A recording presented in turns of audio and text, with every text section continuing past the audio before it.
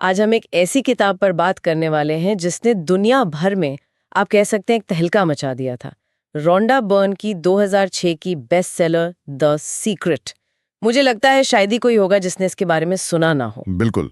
और इसका जो आइडिया है वो इतना सरल और आकर्षक है कि ये रातों रात एक ग्लोबल फिनोमिनन बन गया। आकर्षण का सिद्धांत यानी लॉ ऑफ अट्रैक्शन। हाँ, तो आज हम इसी की परतों को जरा खोलेंगे।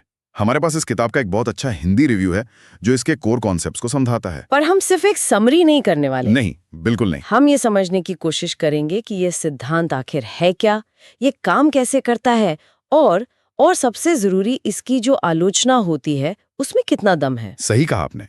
इस चर्चा का मकसद यही देखना है कि किताब के दावों में कितनी सच्चाई है और क्या हम इसके आध्यात्मिक पहलुओं से हटकर कुछ प्रैक्टिकल इंसाइट्स निकाल सकते हैं। तो चलिए शुरू करते हैं। तो सबसे बुनियादी सवाल से ही शुरू करते हैं। इस किताब का मूल मंत्र क्या है? रिव्यू में एक लाइन इसे बहुत अच्छे से पकड़ती है।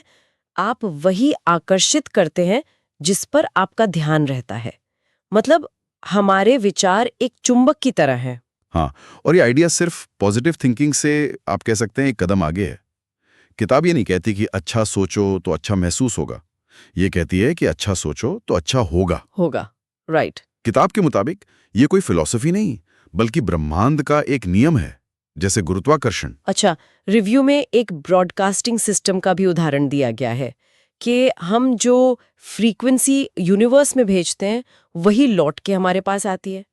अब अगर वैज्ञानिक तौर पे देखें तो ये फ्रीक्वेंसी और वाइब्रेशन जैसे शब्द थोड़े खिंचे हुए से लगते हैं ना, लेकिन अगर इसे एक रूपक की तरह समझें। ये एक बेहतरीन पॉइंट है। अगर हम इसे साइंटिफिक चश्मे से हटाकर एक साइकोलॉजिकल मेटाफर की तरह देखें तो इसका मतलब ही बदल जाता है। शायद फ्रीक्वेंसी का असली मतलब हमारा फोकस है, हमारा एटीट्यूड है। हाँ। अगर हमारा एटीट्यूड नकारात्मक है तो हम मौकों को भी समस्याओं की तरह ही देखेंगे। ये काफी हद तक कॉन्फर्मेशन बायस जैसा है। हम दुनिया में वही ढूंढते और देखते हैं जो हम पहले से मानना चाहते हैं। ये तो बहुत दिलचस्प है। तो ये ब्रह्मांड को सिग्नल भेजने से ज्यादा अपने दिमाग की वायरिंग बदलने के बारे में है। तो अगर विचार ही सब कुछ है तो इसे अपनी जिंदगी में इस्तेमाल कैसे किया जाए? रिव्यू में एक बहुत सीधा साधा फ्रेमवर्क दिया गया है।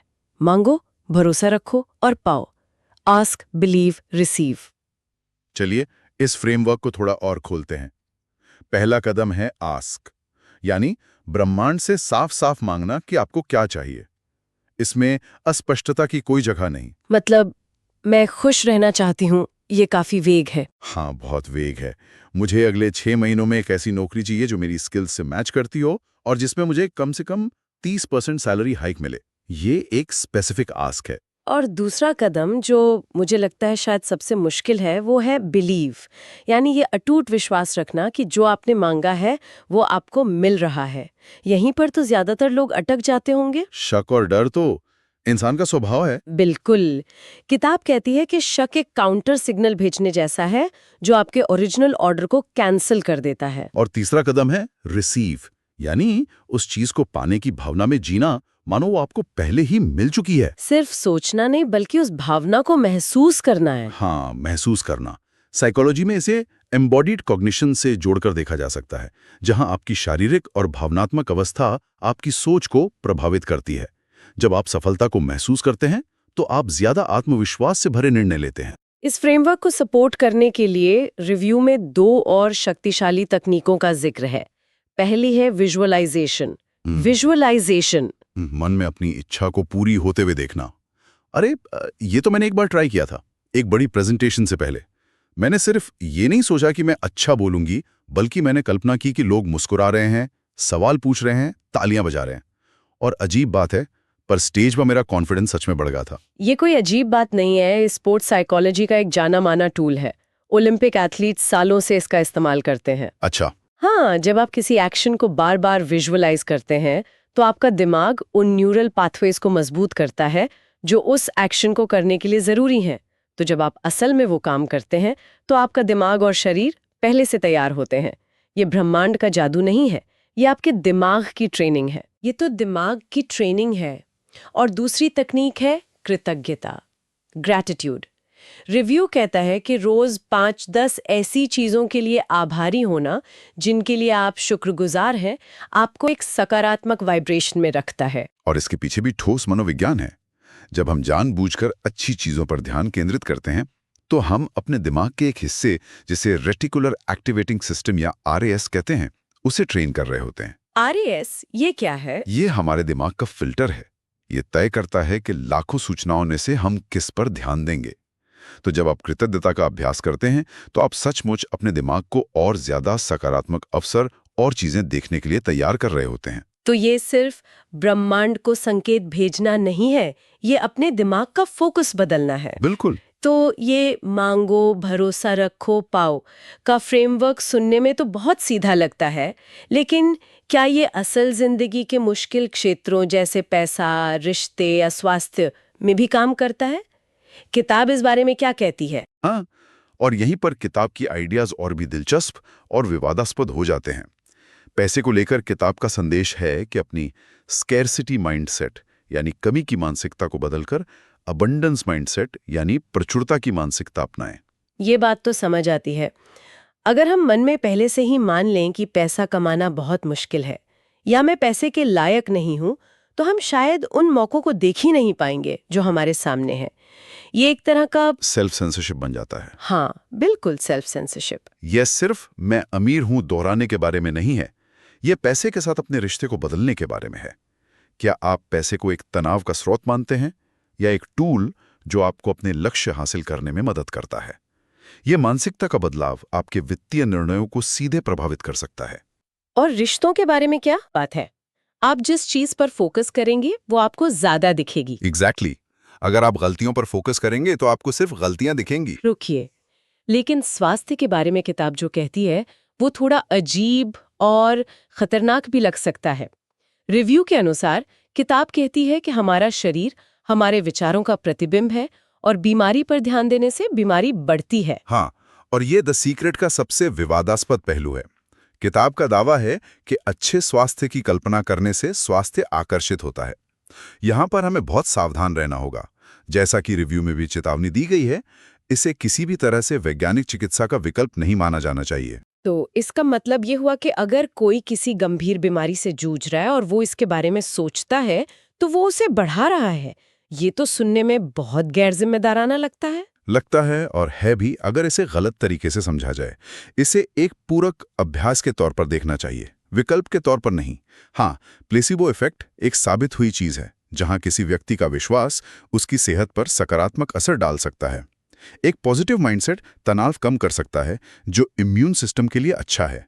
लेकिन ये सोचना कि सिर्फ विजुअलाइजेशन से ट्यूमर गायब हो जाएगा, ये खतरनाक है। बहुत खतरनाक है, और ये प्रोफेशनल मेडिकल सलाह की जगह कभी नहीं ले सकता। जाहिर है कोई भी आइडिया परफेक्ट नहीं होता।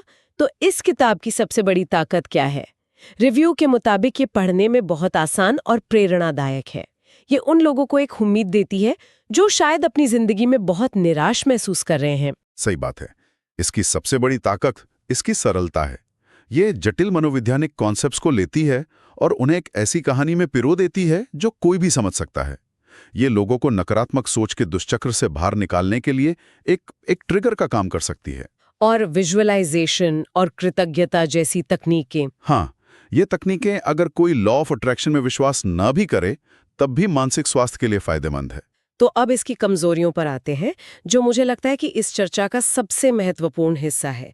रिव्यू में कुछ बड़ी आलोचनाओं का जिक्र है। हाँ, और पहली और सबसे बड़ी आलोचना ये है कि ये हर समस्या का कारण आपकी सोच को बताती है, जो हमेशा सच नहीं होता। ये बाहरी सामाजिक और आर्थिक परिस्थितियों को लगभग पूरी तरह से नजरअंदाज कर देती है। ये एक बहुत बड़ा पॉइंट है। इसका मतलब तो ये हुआ कि अगर कोई गरीबी या सिस्टमिक भेदभाव या किसी प्राकृतिक आपदा का शिकार है, तो ये किताब कहीं ना कहीं दोष उसी व्यक्ति पर डाल रही है। ये तो विक्टिम ब्लेमिंग है। बिल्कुल, और यही किताब की सबसे बड़ी नैतिक सीमा सामने आती है। ये व्यक्तिगत सोच को इतनी ज्यादा शक्ति देती है कि ये सामूहिक और संरचनात्मक समस्याओं को लगभग अनदेखा कर देती है। किसी ऐसे व्यक्ति को जो युद्धग्रस्त क्षेत्र में रहता है, उससे ये कहना कि बस अपनी सोच बदलो और सब ठीक हो जाएगा, ये न सिर्फ बेतुका है बल्कि क्रूर भी है। और दूसरी आलोचना है वैज्ञानिक प्रमाण की कमी। हाँ, किताब में क्वांटम फिजिक्स, एनर्जी, फ्रीक्वेंसी जैसे शब्दों का इस्तेमाल किया गया है, लेकिन किसी वैज्ञानिक संदर्भ के बिना। ये एक तरह की स्यूडो साइंस है, जहां वैज्ञानिक लगने वाले शब्दों का इस्तेमाल एक आध्यात्मिक विचार को वैधता देने के लिए किया जाता है। इससे वैज्ञानिक समुदाय में इसकी कोई विश्वसनीयता नहीं है। और तीसरी और शायद सबसे व्यवहारिक आलोचना ये है कि ये सोचने पर बहुत ज्यादा जोर देती है और कर्म यानी एक्शन लेने की बात कम करती है। सही। ये सोचो और पाओ के आइडिया को इतना बढ़ावा देती है कि लोग ये मान सकते हैं कि उन्हें कुछ करने की जरूरत नहीं है। लेकिन यहां एक सवाल उठता है, क्या किताब का मकसद ये कहना है कि सही सोच ही आपको सही कर्म करने के लिए प्रेरित करती है, या फिर ये वाकई में लोगों को सिर्फ सोचते रहने की सलाह दे रही है? ये एक अच्छा सवाल है। किताब के समर्थक कहेंगे कि एक सच्चा विश्वास आपको एक्शन लेने के लिए प्रेरित करेगा ही। अगर आप सच में मानते हैं कि आपको वो नौकरी मिल रही है, तो आप इंटरव्यू की तैयारी करेंगे, आप अपना रिज्यूमे अपडेट करेंगे, है ना? हाँ, ये तो है। लेकिन आलोचक कहते हैं कि किताब इस एक्शन वाले हिस्से पर पर्याप्त जोर नहीं देती है। ये सफलता के समीकरण से मेहनत, रणनीति और असफलताओं से सीखने वाले हिस्से को लगभग गायब कर देती है। सिर्फ घर बैठे अमीर बनने की कल्पना करने से कोई अमीर नहीं बनता। तो इन सब बातों को ध्यान में रखते हुए अंत में ये किताब किसके लिए है? रिव्यू इसे 5 में से 4 स्टार देता है, लेकिन एक शर्त के साथ। हाँ, रिव्यू का निष्कर्ष बहुत संतुलित है। ये उन लोगों के लिए एक बेहतरीन शुरुआती बिंदु हो सकती है जो अपनी सोच को बदलना चाहते हैं, जो जीवन में बहुत ज्यादा नकारात्मकता महसूस कर रहे हैं। ये एक माइंडसेट शिफ्ट के लिए एक शक्तिशाली टूल है। और शर्त यह है कि इसे विश्वास और कर्म, बिलीफ प्लस एक्शन दोनों के साथ अपनाया जाए। मतलब किताब से प्रेरणा लें, अपनी सोच को सकारात्मक बनाएं, लेकिन फिर उस सोच को हकीकत में बदलने के लिए जरूरी मेहनत और काम भी करें। यही इसका सार है। द सीक्रेट को एक रेसिपी बुक की तरह नहीं, बल्कि एक प्रेरणादायक भाषण की तरह देखना चाहिए। ये आपको दौड़ शुरू करने के लिए उत्साहित कर सकता है, लेकिन दौड़ तो आपको खुद ही दौड़नी होगी। ये एक शुरुआती बिंदु है, अंतिम मंजिल नहीं। बिल्कुल। आज की इस चर्चा ने वाकई इस विषय पर एक नया दृष्टिकोण दिया है। द सीक्रेट हमें हमारे विचारों की शक्ति की याद दिलाती है, जो कि एक बहुत सशक्त करने वाला एहसास है। लेकिन ये चर्चा हमें इसकी सीमाओं की भी याद दिलाती है, जो उतना ही जरूरी है। और इसी बात पे हम सुनने वालों के लिए एक सवाल छोड़ जाते हैं। किताब कहती है कि आपकी सोच आपकी दुनिया बनाती है। इसकी आलोचना कहती है कि कर्म के बिना सोच अधूरी है। तो विचार करने वाली बात यह है, क्या सोच और कर्म दो अलग-अलग चीजें हैं, या फिर एक सही, केंद्रित और शक्तिशाली सोच ही कर्म करने की सबसे पहली और सबसे जरूरी प्रेरणा है? इस पर सोचिएगा।